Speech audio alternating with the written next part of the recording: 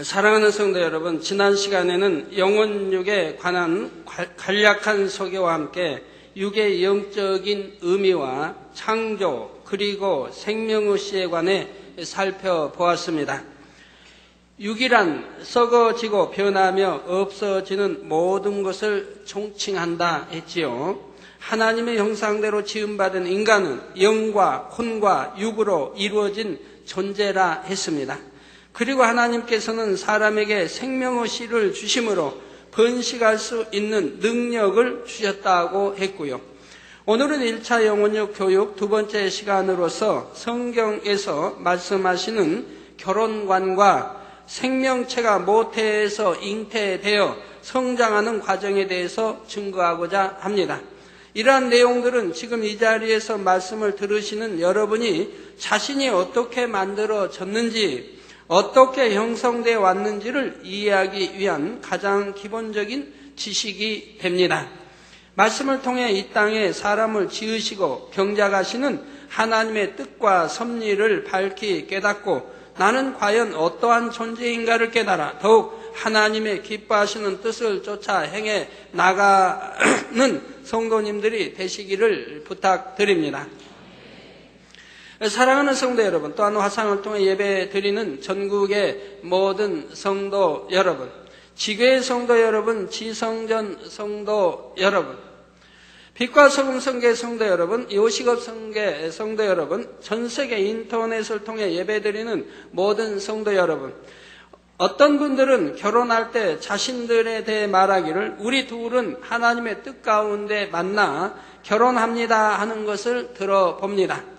결혼식 주례사 중에도 하나님께서 짝지어 주신 부부라고 선언하는 것을 들어볼 수가 있습니다. 그러면 결혼은 모두가 하나님의 뜻 가운데 이루어지는 것일까요? 그렇지는 않습니다.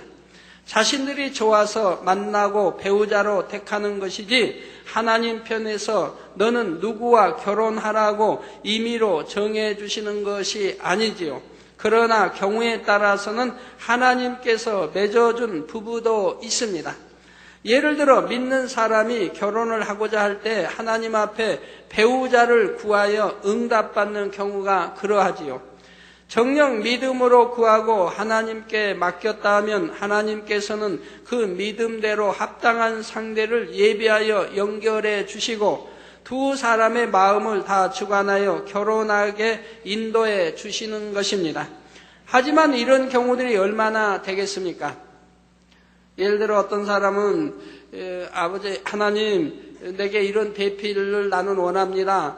대학교도 좋은 대학 나와야 되고 가문은 어떻게 해야 되고 생김새는 어떤 모양에 성격은 어떻고 이런 배우자를 만나게 해주세요. 그런데 우연히 만났어요. 만나니까 하나님 응답해 주셨다고. 자기가 일방적으로 다 정해놓고 기도하고 그게 응답됐다고 한다 이 말이에요. 그렇게 해서 응답되어지는 것이 아닙니다. 하나님께 믿고 맡겨서 전적으로 하나님 앞에 맡겨서 하나님이 역사해 주시는 대로 따르는 것이 하나님의 뜻이지 내 편에서 다 결정하고 정해가지고 찾는 것이 아니라 이 말이에요. 오늘 아침에 어떤 분 기도 받는데 이거 누구 만나게 해주시고 누구 보내주시고 누구 전화하게 자기에서 기도해 달라고. 그럼 하나님이 크게 역사하실 길을 막아버리는 거예요.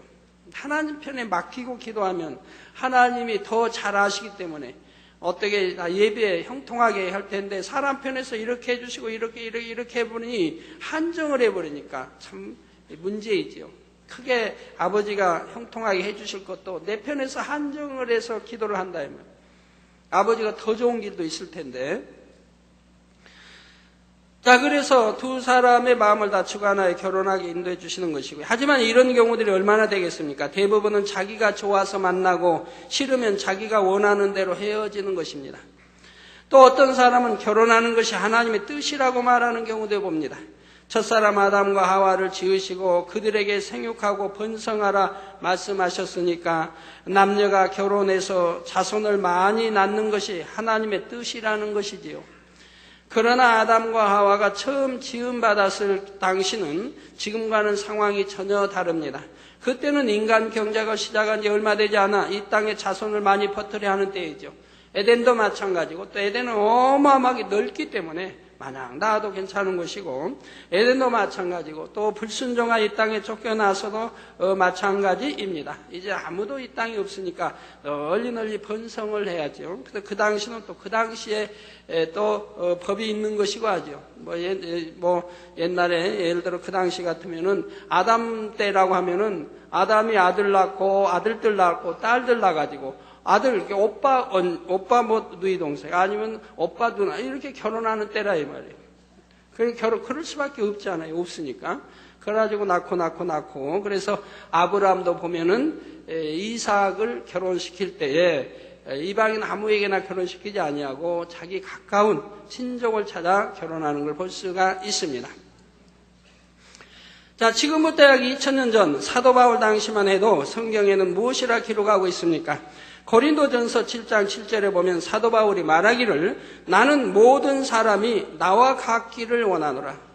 즉 사도 바울은 독신으로 살고 있다 이 말이에요. 모든 사람이 나와 같기, 즉 자신과 같이 독신으로 지내기를 원한다 했고, 26절에는 내 생각에는 이것이 좋으니 곧 임박한 환난을 인하여 사람이 그냥 지내는 것이 좋으니라 한 것입니다.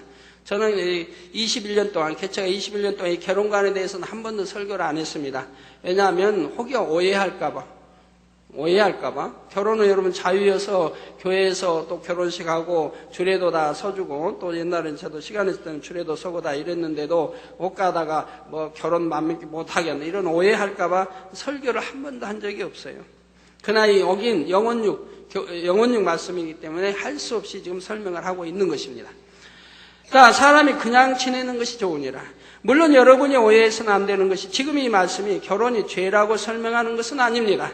계속해서 고린도전서 7장을 읽어가다 보면 38절에 설명하기를 그러므로 처녀딸을 시집 보내는 자도 잘하거니와, 처녀 딸을 두었습니다. 부모님이.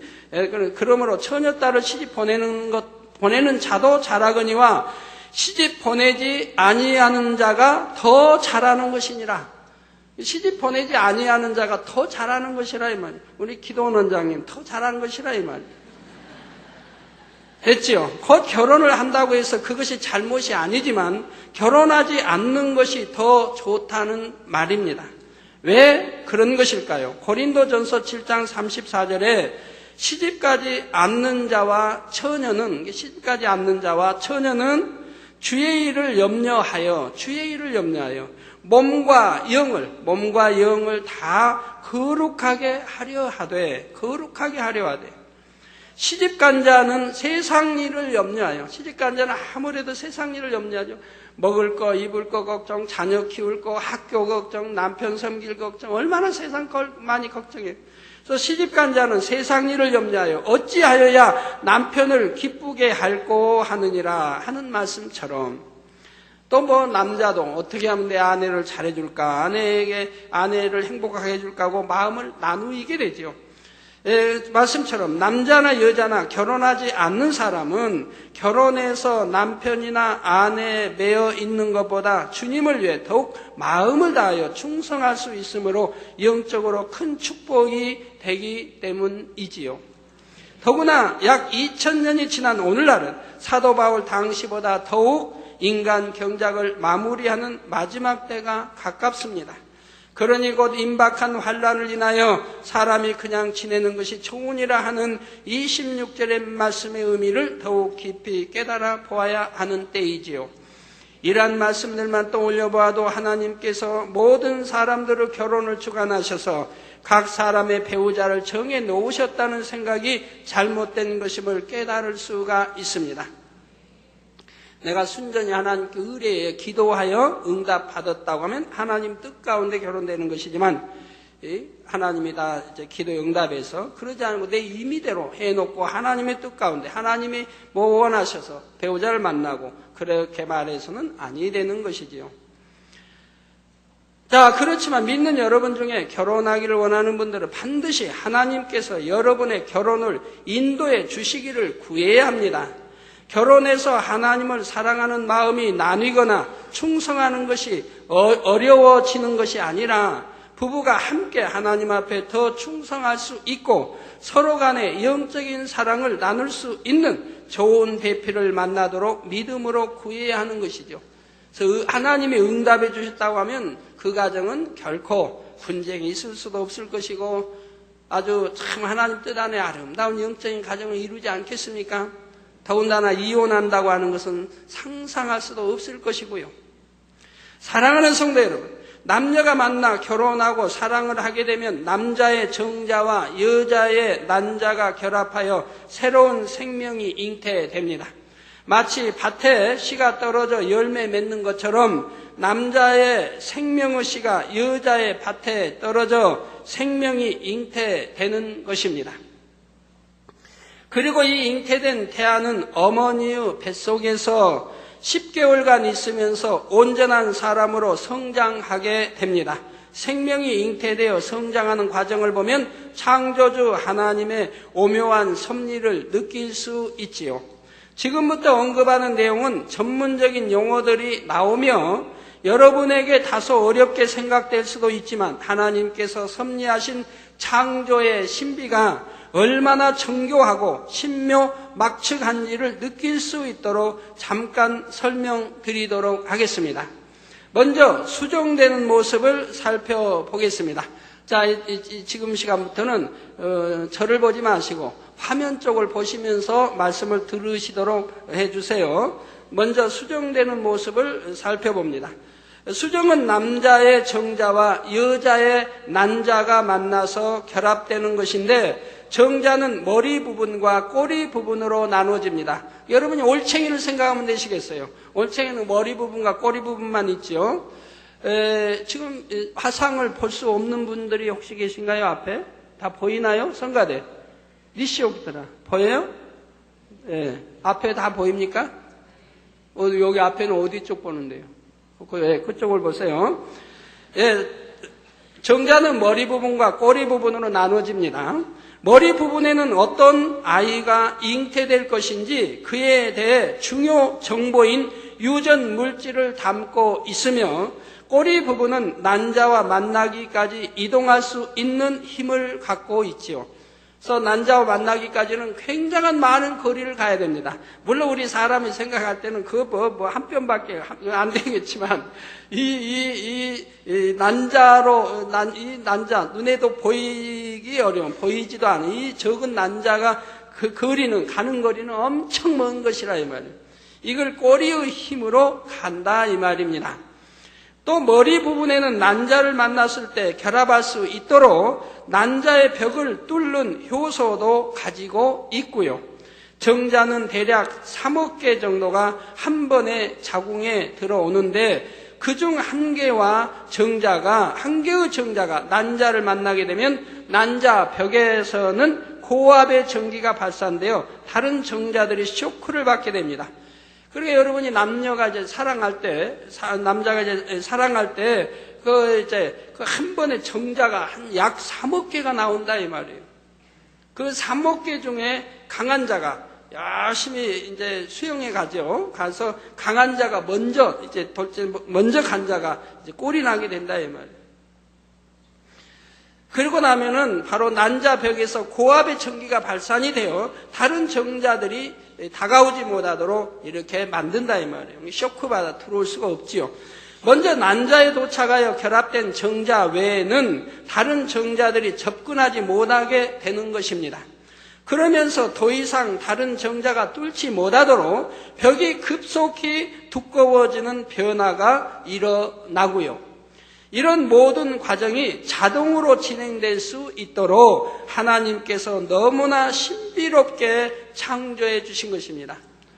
그래서 이게 우리 참 인체를 보면 머리에서 발끝까지 얼마나 자동으로 다 돼 있는지, 뇌 모든 세포, 뇌 속도 마찬가지고, 눈도 마찬가지, 코도 마찬가지, 혀도 마찬가지, 입안, 양, 귀, 위장, 오장 모든 것이 얼마나 아주 정확하게 바로 또 자동 시스템이 되어 있는지요. 아무리 과학이 발달해도 하나님이 만들어니 자동 시스템을 따라갈 수가 없어요. 심장이고 신장이고 콩팥이 이 기능 자체나 피를 걸러서 다시 참 얼마나 많은 참 지구를 몇 바퀴 돌 수 있는 이 핏줄을 전부 다시 보내서 돌아서 오는 이런 모든 것들이 자동 시스템에 의해 운영이 된다. 머리에서 발끝까지 오장육부, 뼈, 마디마디, 신경조직, 세포 모든 것이 자동 시스템에 의해 움직여지고 있다 이 말입니다. 얼마나 신비한지. 이렇게 결합된 수정란은 하루 만에 2개로 나누어지고 2일 후에는 8개로, 다음에는 16개 이렇게 분할되어 8일 후 자궁벽에 안착한 수정란은 2주가 지나면 완전한 새로운 변화를 시작하게 됩니다. 그 후 3주 후에는 심장이 뛰기 시작하고 그 후 일주일 뒤에는 3주 플러스 일주일 뒤에는 뇌와 척추 신경 조직이 생기며 수정된 지 12주가 되면 키는 5cm, 그러니까 석 달이 되면 키는 5cm, 몸무게는 30kg, 30g, 팔 길이는 1cm 정도로 지문도 생기고 모든 기관이 형성되기 시작합니다. 최초 수정에서 2달간 어머니의 뱃속에서 태아는 몸무게가 무려 200만 배가 증가된다고 합니다. 200만 배. 착각하는 순간에 자기 몸의 크기와 무게가 약 20배씩 성장하는 것이지요. 그야말로 눈 깜짝할 사이의 변화라 할 수가 있지요. 초당 몸무게가 20배씩 증가하려면 세포 분열도 그만큼 일어나야 하는데, 세포 분열이 일어나려면 세포 안에 있는 유전자인, 여러분 요즘 참 많이 듣는 단어, 유전자인 DNA도 그만큼 증가해야 합니다. DNA 하나에는 30억 개의 유전 정보가 들어있는데, 수백 수천도 아니고 30억 개의 유전 정보가 들어있는데, DNA를 하나의 집이라고 하고 그 안에 들어있는 유전 정보들을 각각 하나의 벽돌이라고 한다면, DNA를 하나 복제하는 것은 벽돌 30억 개의 집을 한 채씩 만들어내는 것과 같은 일이라 할 수가 있습니다. 그것도 벽돌의 배열 순서가 처음의 집과 단 하나라도 틀려서는 안 되고요. 1초도 안 돼요. 30억 개의 벽돌이 하나도 빠짐없이 연결되고 각각 모양대로 제 위치에 들어가 완전히 똑같은 집이 지어진다면 이것을 어떻게 우연이라고 할 수 있겠습니까? 이 놀라운 역사를, 이 창조 역사를 어떻게 우연이라고 말할 수 있겠느냐 이 말입니다. 오직 전능하신 하나님의 능력으로만 할 수 있는 일이지요.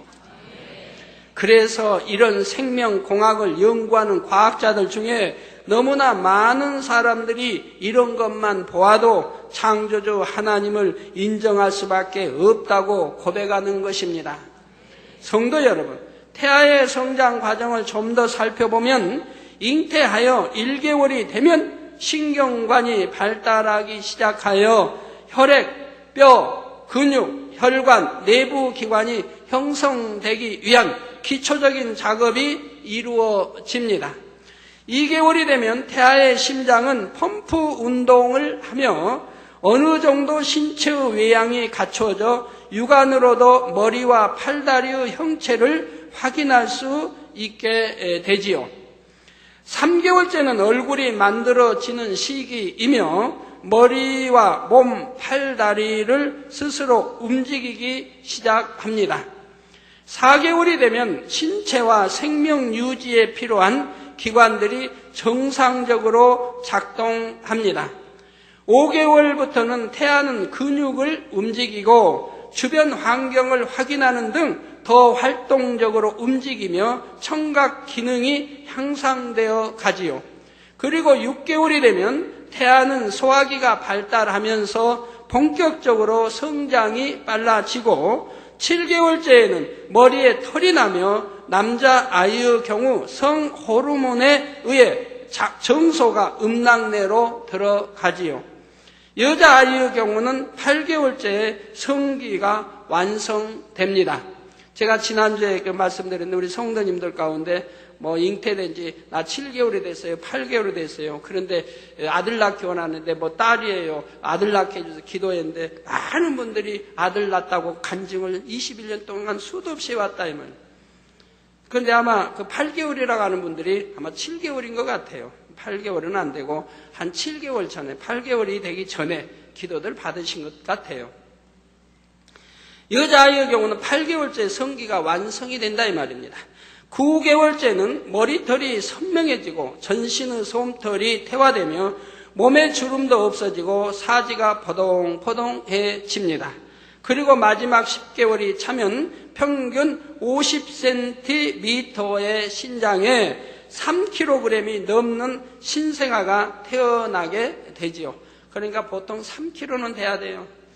한 4kg, 어떤 아이 몸은 4.2kg예요. 너무 건강한 아이를 낳았어요. 하는 부모도 있는데, 어떤 부모는 2.8kg. 근데 정상화라고 말하죠. 2.8kg면 좀 빈약해 보이긴 해요.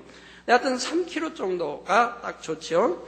자, 그러면, 이렇게 성장하는 태아의 몸에 영혼이 들어가게 되는 때는 언제일까요? 이미 예전 지옥 설교 때 설명해 드렸는데, 기억이 나시는지요? 바로 정자와 난자가 결합된 지 6개월이 되었을 때 비로소 영원히 주어진다 했습니다. 우리 지옥이나 천국의 책자들이 빨리 영어로 번역돼서 전 세계로 나가야 되겠어요. 이 천국 이런 책자, 지옥 책자를 보신 분들이 해외 나가도 보면 들어보면요, 보신 분들은 신앙이 그냥 바꿔져 버려요. 몰랐다는 거예요. 그냥 천국이 막연히 천국인데 아닌 걸 알았다. 그래서 신앙관이 바뀌어버리고 아주 뜨거워진다. 또 미국에도 어떤 분이 믿음도 한 분인데 별로 안 분인데 갔다가 자기들 자녀들에게 주게 했나 봐요. 미국에 사는. 그랬더니 또 거기도 자녀들이 읽어보고 서로 좀 빨리 왜 안 읽냐고, 빨리 달라고.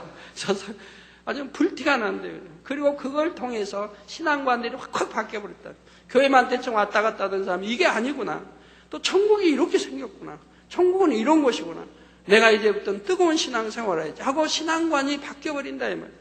그 죄 짓고 적당히 살던 사람이 지옥이라는 것이고 지옥 가서는 안 되니까 내가 절대로 적당히 신앙생활해서는 안 되겠구나 깨닫고 아주 변화되는, 놀랍게 빠르게 변화가 되어 간다는 간증들을 많이 들어봅니다. 특히 해외에서는 접하기 어렵기 때문에 한 곳씩 나가게 되면 이걸 통해 엄청난 사람들이 돌려보게 된다 이 말입니다.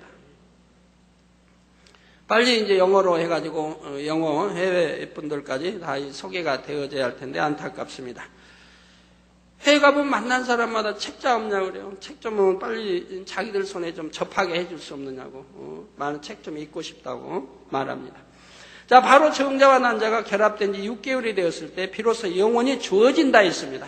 그러나 비록 6개월 이전 곧 영혼이 주어지기 전이라 해서 사람이 그 생명을 임의로 좌지우지해도 된다는 말은 결코 아닙니다. 아이는 잉태되는 그 순간부터 하나님께 속한 생명체이며 그 생명에 관한 주권은 하나님께만 있다는 사실을 명심해야 하는 것입니다. 의학적으로도 태아의 청각기관이 거의 완성되고 눈꺼풀이 생기면서 감았던 눈을 뜨게 되는 것도 5개월 이후라고 합니다.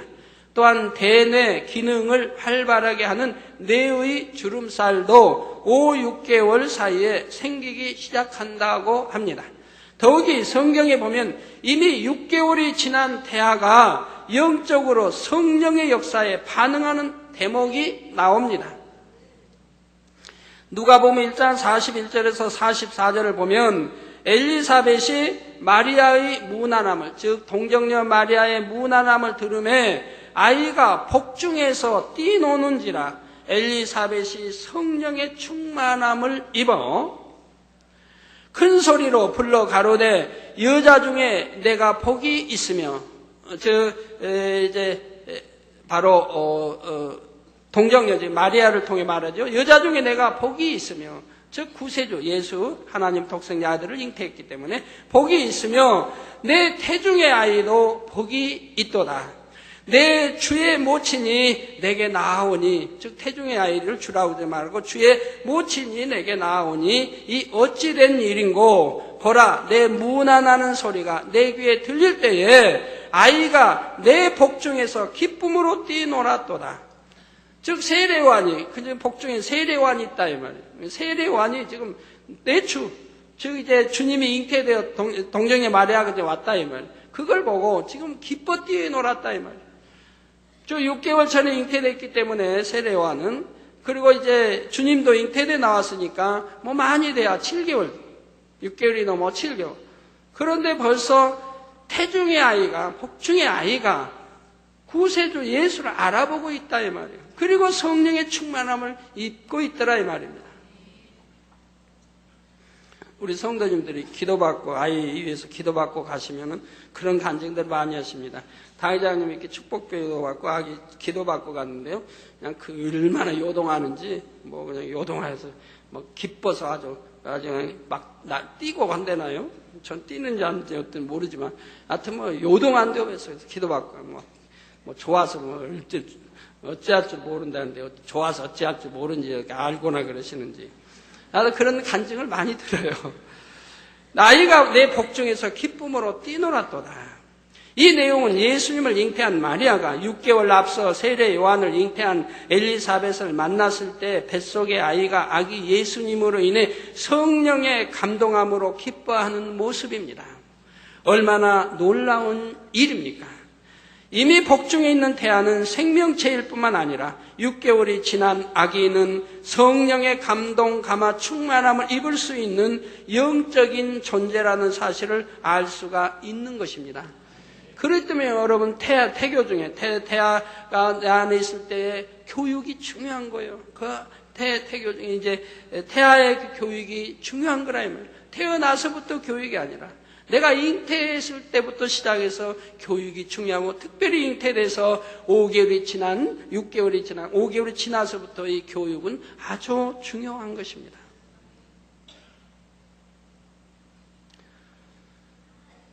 사랑하는 성도 여러분, 앞에서 살펴본 대로 태아는 잉태된 후 10개월간 모체에서 성장하게 되는데, 이 기간은 장차 육의 성장뿐만 아니라 인격과 지능과 성품이 형성되는데 매우 중요한 시기입니다.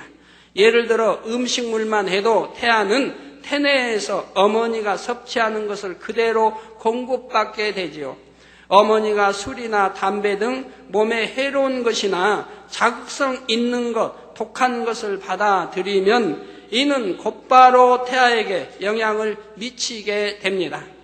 어머니가 약물 복용을 잘못했거나 유해한 환경에 노출될 때에도 태아는 심각한 영향을 받지요. 또한 잉태하고 있는 동안 어머니가 어떤 감정을 갖고 어떤 생각을 하는가도 태아에게 큰 영향을 줍니다. 그래서 옛날부터 사람들이 태교를 중시하므로 임신 기간에는 더욱 몸가짐을 조심하여 바르게 보고 바르게 들으며 바른 마음을 가지도록 했던 것입니다.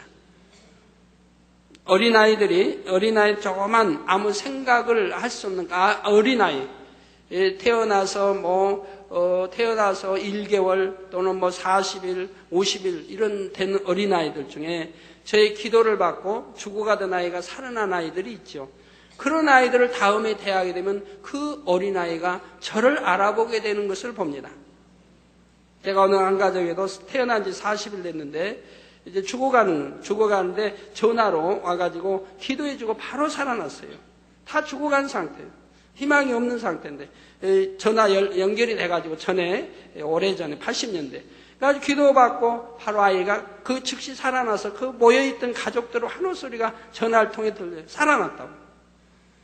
근데 그리고 이제 그 가정 옛날에 신방을 한번 간 적이 있었는데 신방을 가니까 그 아이가 제 앞에 와서 다소곳이 알아서 큰 절로 하는 거예요.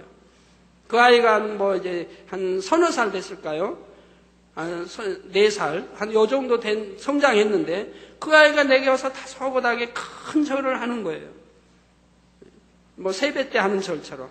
그래서 제가 깜짝 놀라서 그 부모에게 물어봤어요.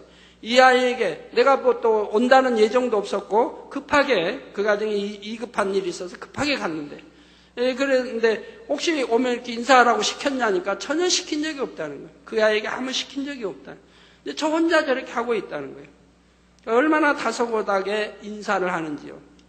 그래서 그 아이가 쪽만했을 때 죽어갈 수밖에 없는 것을 살려줬는데 그 영이 그걸 알기 때문에 제가 가자 그 영의 주관을 따라서 그렇게 인사를 하더라 이 말이에요. 그런 경우를 여러 건 제가 보았단 말이에요. 우리 학생들도 보면 참 죽어가다가 저 기도받고 살아난 학생들을 가끔 이제 인사하죠. 보면은 얼마나 착하게 잘하고 있는지요. 자, 사랑하는 성도 여러분, 잉태된 기간 동안 부모, 특히 어머니의 영향을 받은 것은 영적으로도 마찬가지입니다. 본교의 어린아이들을 보면 영적으로도 잉태되었을 때의 영향이 매우 크다는 것을 알 수가 있습니다. 여러분이 간증 자료들을 보실 때에도 하나님의 은혜로 잉태되어 난 아이들은 유달리 예쁘고 청명하게 생긴 것을 느끼실 것입니다.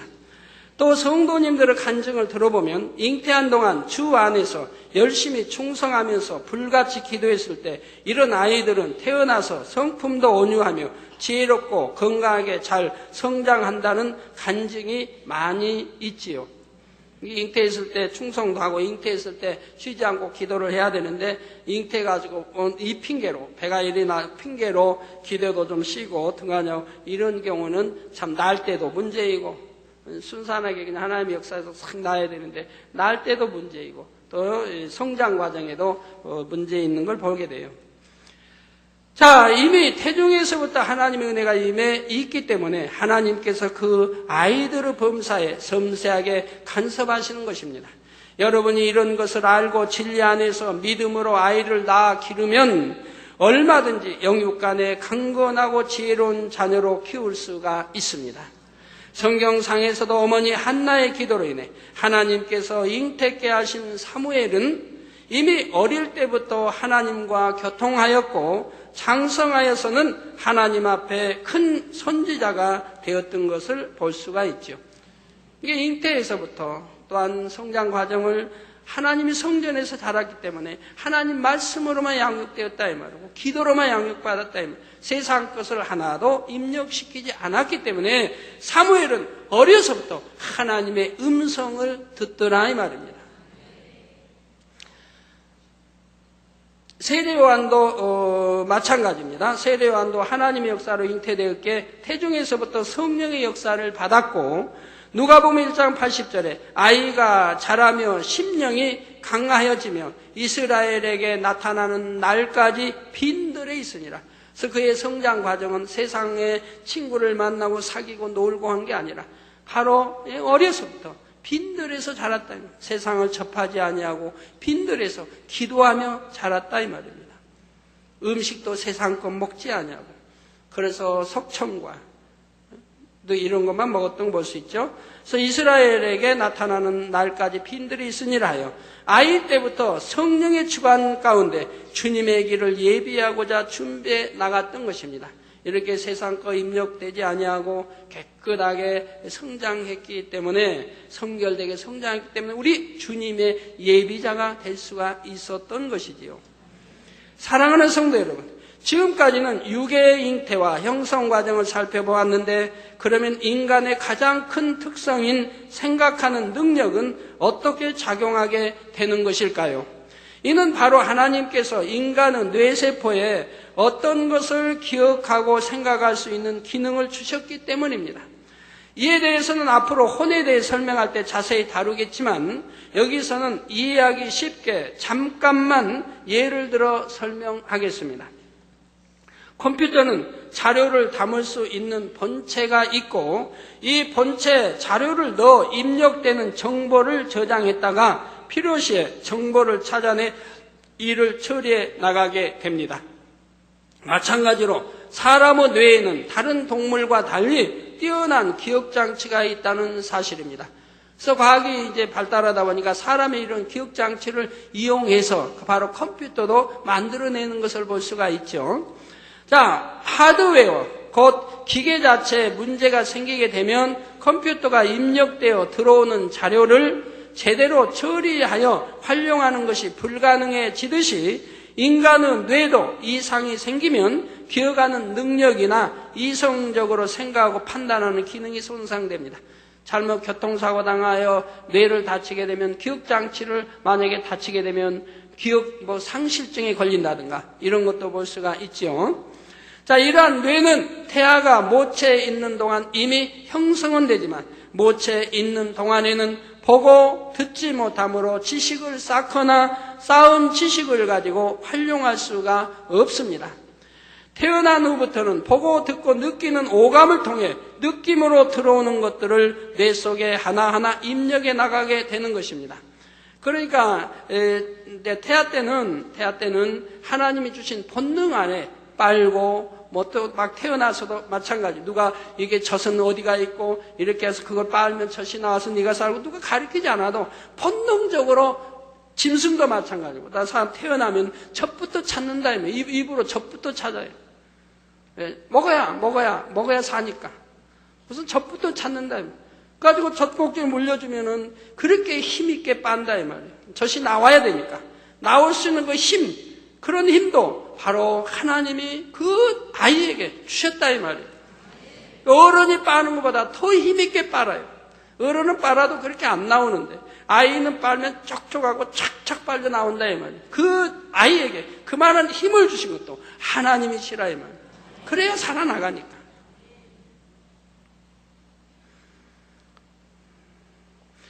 그런데 여러분, 그 어린아이들도 이제 태아 때도 말이에요. 잉태해서 뱃속에서도, 엄마 뱃속에서도 아이는 이제 하나님 말씀에 보면 항상 기뻐하라. 항상 기뻐하라. 그래서 그 어린아이는 뱃속에서도 항상 기뻐하는 거예요. 항상 기뻐해요. 또 참, 이렇게, 하여튼 물로 둘러싸여 있는 것도 신비하죠. 성경도 보면 창세기도 처음 보면 물로 다 둘러싸여 있었잖아요. 갖고 하나님이 이 아래 물로 나누시잖아요. 물로 둘러싸여. 그 안에 양수로 있어. 그러니까 그 아이는 뱃속에서도 누가 가르쳐주지 않았어도 항상 기뻐한다. 가지고 노상 웃는다. 방긋방긋 웃는다. 태어났어요. 태어났는데 엄마가 젖을 물리면서 까꿍하면 웃는다. 얼굴만 봐도 웃는데 까꿍하면 웃는다. 아, 나를 벌써 알아본다. 벌써 엄마를 알아. 아빠 퇴근하고 싶으면 또 그냥 신이 나서 와서 또 까꿍하고 그러면 또 웃어요. 아, 벌써 아빠를 알아본다. 엄마 아빠 알아보기 전에 하나님이 본능 속에 기쁨을 줘서 태어나기 전에 뱃속에서도 웃었다 이 말이에요. 그 태어나서 누가 와서 까꿍해도 웃는다 이 말이에요.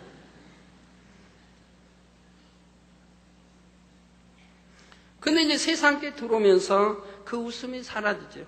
근본에 티 없는 웃음, 아기의 웃음은 맑고 티가 없어요. 깨끗한, 염려 없이 걱정이 없는 아주 맑은 티 없는 웃음입니다. 이 웃음이 세상의 염려 없이 걱정, 세상 것들이 들어오면서 이제 사라지게 됩니다. 우수사를 모든 그냥 희노애락에 이제 담겨진 웃음이 나오게 되죠. 그 웃음 안에는 웃음만 보고도 저 사람이 왜 웃는다는 걸 잘 아는 사람은 알 수가 있잖아요. 슬퍼서 운다, 감사해서 운다, 느낌이 어떻게, 여하튼 감동이 와서 운다, 여러 가지 형상의 웃음이 다 나오게 되는 것이죠. 자, 이렇게 입력해 나가는 과정에서 사람의 지식과 성품, 성격 등이 만들어지고 각자 나름대로의 가치 기준이 형성되어 갑니다. 이러한 과정들은 바로 지금의 여러분이 어떻게 형성되었는지를 설명해 주고 있지요. 여러분이 세상에 태어나서 자라온 환경 속에서 보고 듣고 입력해 온 모든 것들이 바로 여러분의 지식이 되고 생각을 만들어냅니다. 사람마다 환경과 교육이 다르고 보고 듣고 입력해 온 내용이 다 다르기 때문에 100사람이면 100사람 다 생각이 서로 다르고 가치 기준이 다 다른 것이지요. 그래서 네가 옳다 내가 옳다 할 것도 없는 것이고, 지난주 일요일 날도 어떤 분이 와서 이러이러한 일을 겪었다고 이제 마음에 굉장히 격해 있는, 그래서 말씀하는 거 봐요. 이러이러인데 이럴 수가 있느냐는 식이죠. 제게 말씀을. 그래서 제가 어느 분이 그랬냐고. 어느 분이랑 또 말 안 하려고 그래서. 많이들 하라고. 왜? 그건 뭐 죄 지은 것도 아니기 때문에 해야 내가 저분이 지금 어떤 감정을 어떻게 말하는지 분별이 되겠다 이 말이에요. 상대가 누구인지 알아요. 그래서 막 말하라고 내가 여러 번 했더니 이제 어느 분이 했다고 말하더라고요. 그러면 답이 나와버려요. 그분을 불러서 대답 안 해도 그분이 어떤 마음으로 그런 말을 했겠구나 답이 나와버려요. 답이 쭉 나와버려요. 그러니까 누가 더 옳고 그름도 나와버리고요. 오늘 아침에 다행히 그 인사를 왔더라고요. 당회장실에 여러 선에.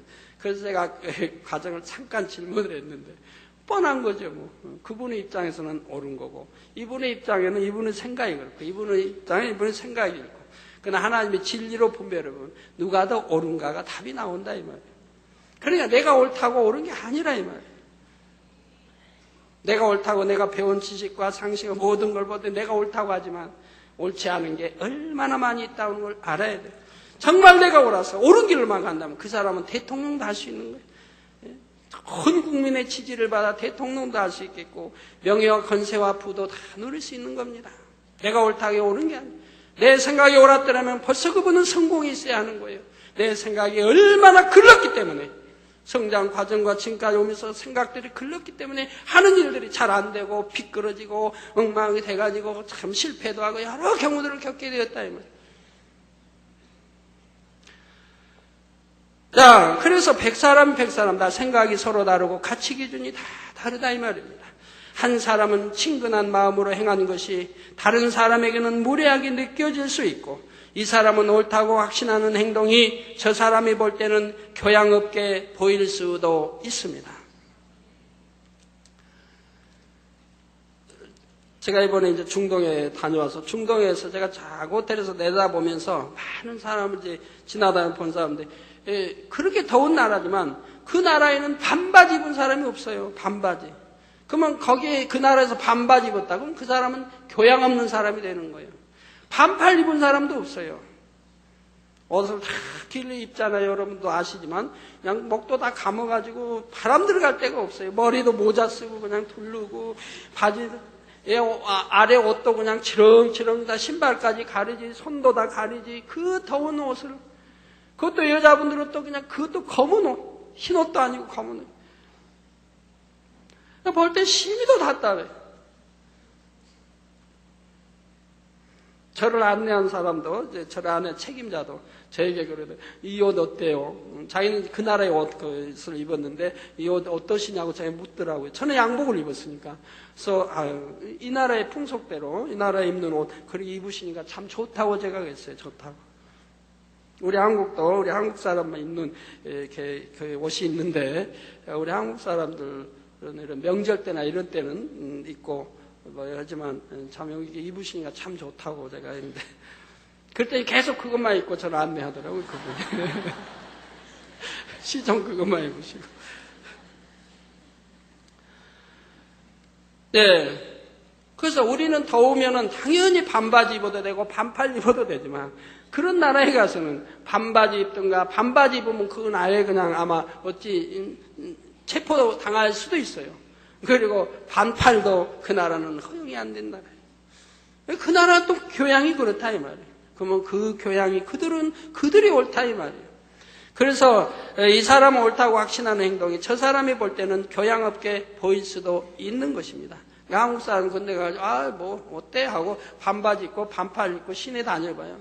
그건 조롱거리면 되지. 전 완전히 돈 사람이구나. 저 사람 어디서 왔지? 이런 사람이 돼. 그러니까 그 나라에 가면 또 그렇게 하고 다니는 사람이 없죠. 외국인들도.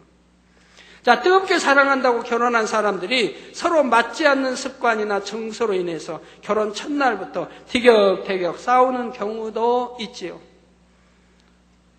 어떤 사람은 신혼초부터 싸우고 신혼초부터 방 따로 쓰고요.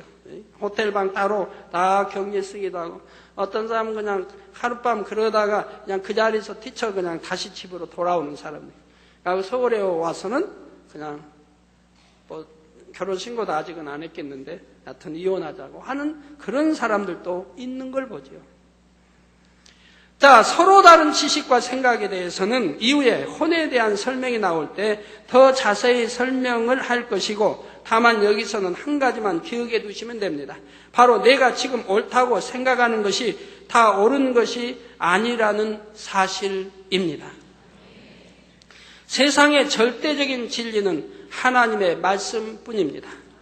우리나라의 대통령도 본인은 분명히 심사숙고했을 거 아니에요. 그래서 이건 옳은 말이라고 했겠지만 얼마나 반감적인 많은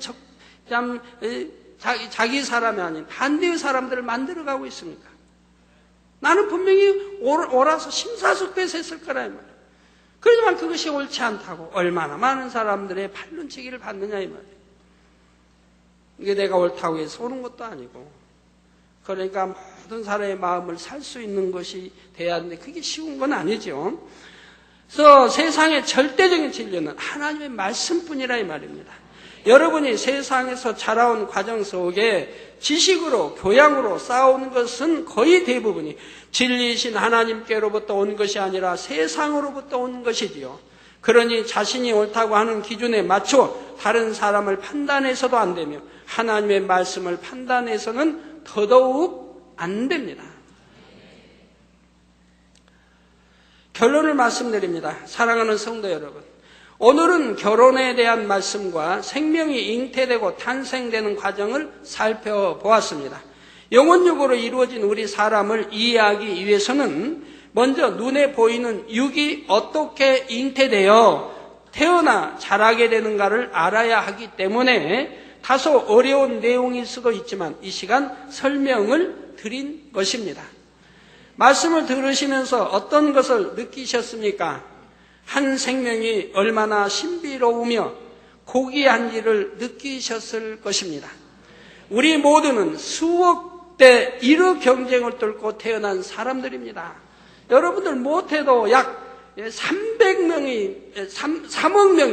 명이 태어날 수 있는 이 정자의 경쟁에서 여러분들이 뽑힌 사람들이라 이 말이에요. 이 3억 대 1에 이 경쟁을 뚫고 태어난 사람들이에요. 그러니까 자부심을 가져야 돼요. 자부심을.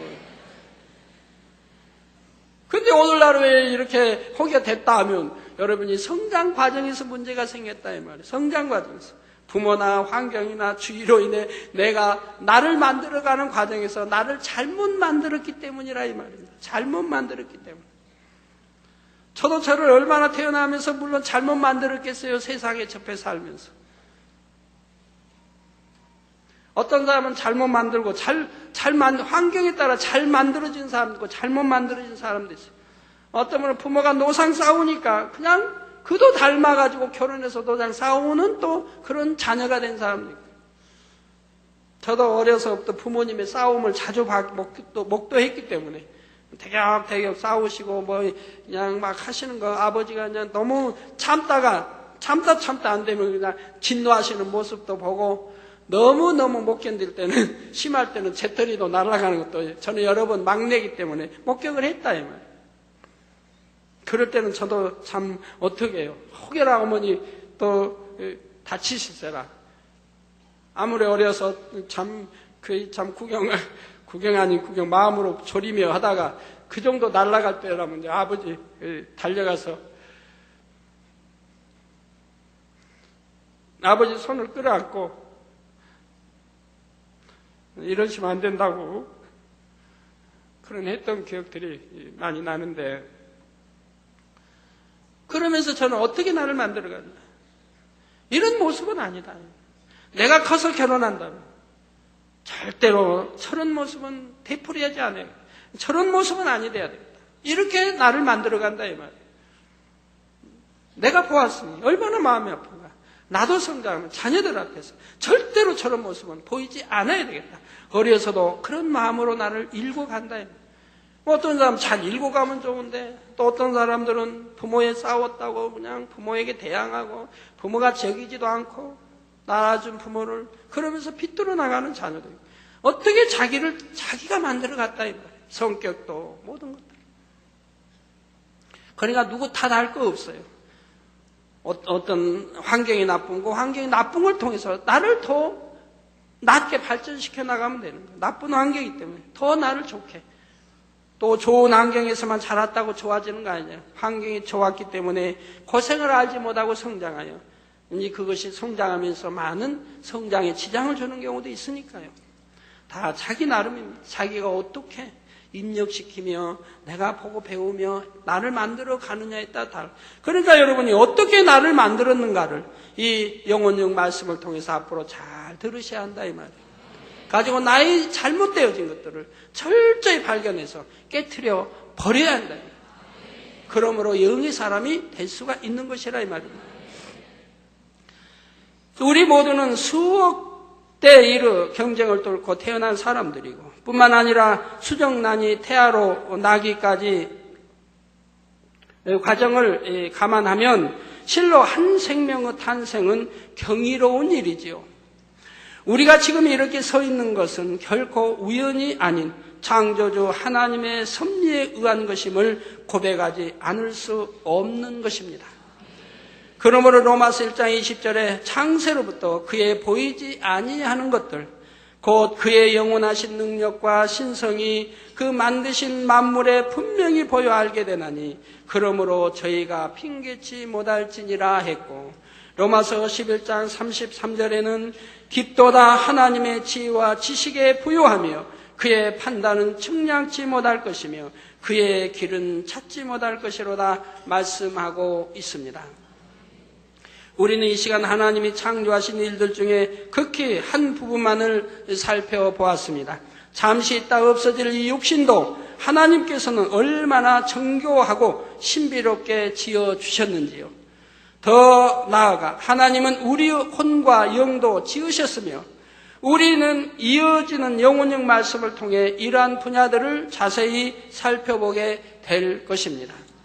우주 만물을 설계하여 창조하신 하나님을 알 때 하나님께서 인간의 생사부 주관하시며 성경에 기록된 대로 이루신다는 사실을 더욱 굳게 믿을 수 있습니다. 그리고 영원한 천국을 더욱 뜨겁게 소망하며 하나님의 말씀대로 살아갈 수가 있지요. 우리 성도님들은 창조주 하나님을 범사에 인정하시므로 온전한 구원에 이르며 늘 하나님을 만나고 체험하는 능력 있는 삶을 사시기를 존귀하신 주님의 이름으로 축원합니다.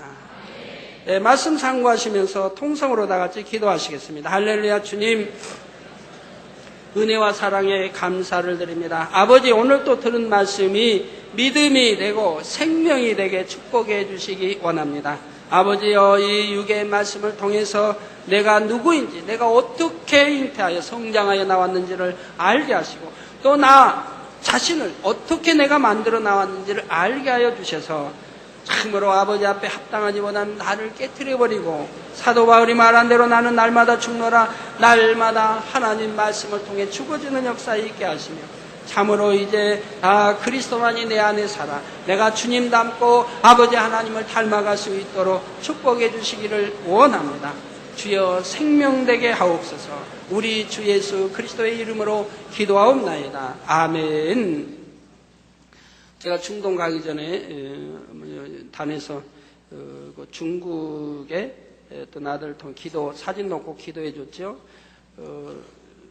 자전거 타고 가다가 오토바이하고 부딪혀가지고 턱뼈가 턱이 3군데나 깨지고 이렇게 했던 사람인데 사진에 기도해 줬는데 제가 아침에 오니까 중국 분들이 말씀하더라고요. 그 기도받고 바로 치료가 돼가지고 그 기도받은 어머니가 저희 기도 요청했고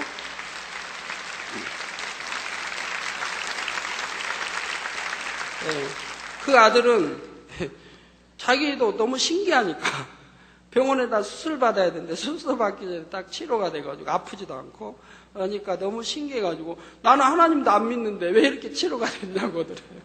어머니는 하나님을 믿어서 되게 사진 보내와 기도 요청했지만 그 아들은 자기는 하나님도 안 믿는데 어떻게 이렇게 신기하게 치료가 됐느냐고 아들한 간증을 들어봅니다. 자, 환자연 기도하겠습니다. 아픈 곳에 손 얹어주시고 연약한 곳에 손 얹어주시고 또 마음의 소원들 놓고 기도 받으시겠습니다. 할렐루야. 아버지 하나님 이 시간에 친히 안수해 주옵소서.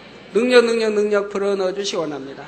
머리에서 발끝까지 오장육부 뼈마디 신경조직 세포 성령의 불로 창조의 최상의 권능으로 태워 영육간에 강건하게 축복해 주시기 원합니다.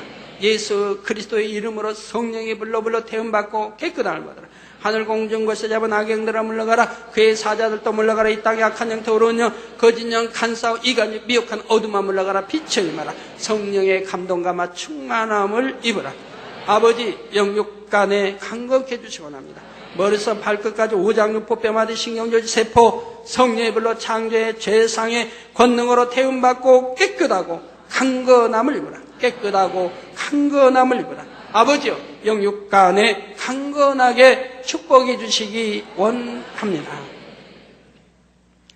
마음의 소원도 이루어 주시고 간과도 응답해 주옵소서. 시공간 초월하여 화상을 통해 예배드리는 전국 교회와 지교회와 지성전 위에 인터넷을 통해 예배드리는 전 세계 하나님의 자녀들 위해 동일하게 축복해 주시고 아버지 일본에 있는 아들 위에도 친히 시간 안수해 주셔서 아버지 다섯 손가락을 안수해 주시고 성령의 불로 창조 재산 권능 태워 깨끗게 해주시기 원합니다. 모든 죽은 신경이 살아나게 하시고 주의 온전케 축복해 주옵시고 손수건 집회도 잘 준비하는 교회가 되게 하옵소서. 성령의 불로 창조 재산 권능 태움 받고 깨끗하고 강건함을 입으라. 아버지 세계 곳곳에 아버지 시공간 초월에 안수해 주시고 성령의 불로 창조의 죄상의 권능으로 태워 깨끗하고 강건하게 축복해 주시기 원합니다. 아버지여 한 주간도 불통 없도록 형통하게 도와주옵소서. 아버지 모든 하나님의 자녀들 형통하게 도와주시기 원합니다. 가정과 일터 아버지의 직장을 지켜 보호해 주시고 형통하게 축복하여 주옵소서. 아버지 형통하게 축복하여 주옵소서. 아버지 이번 주에는 또 기관장 교육이 있습니다. 기관장 교육 장소도 함께 해주시고 오고 가는 길 천국에서 오고 가는 길 성도들 함께 해주시고 기사와 표적으로 축복하시며 좋은 일기 주시며 아버지여 영광 받으옵소서. 감사합니다. 러시아 출장팀도 함께 해주시기 원합니다.